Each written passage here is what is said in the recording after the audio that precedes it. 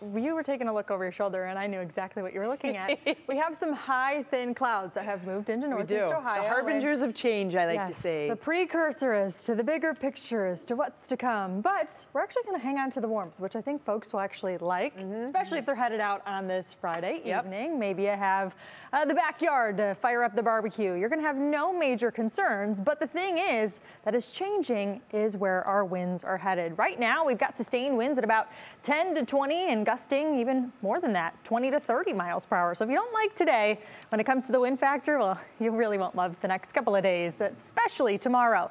We do have that warming wind in place that has given those temperatures a boost. We are in the 70s right now. It's 71 in Elyria, 73 in Dover, and 70 on the dot in Mansfield.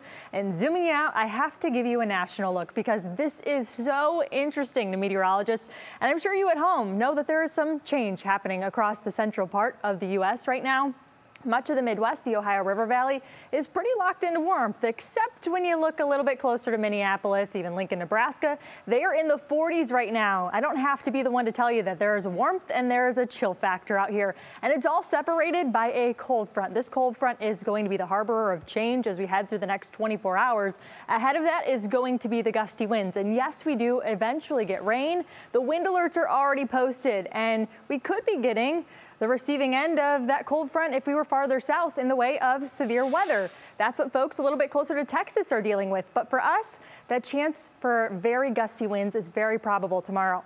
We have a wind advisory that's in effect from 11 a.m. tomorrow till 9 p.m. tomorrow. This is for Erie, Lorain, Huron, Ashland, and Richland counties. This is in place because we could see wind gusts up to about 50 miles per hour. Just because you may not be included, because a lot of us aren't included in this advisory, doesn't mean you're escaping wind-free.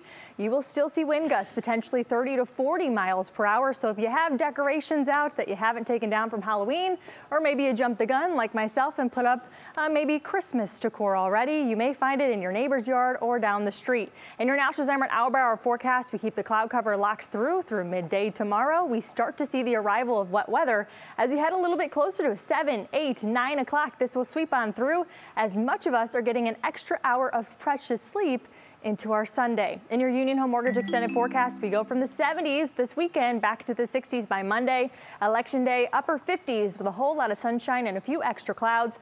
Our next chance for rain after tomorrow night into Sunday morning will be Friday. Betsy. All right, thanks so much, Peyton.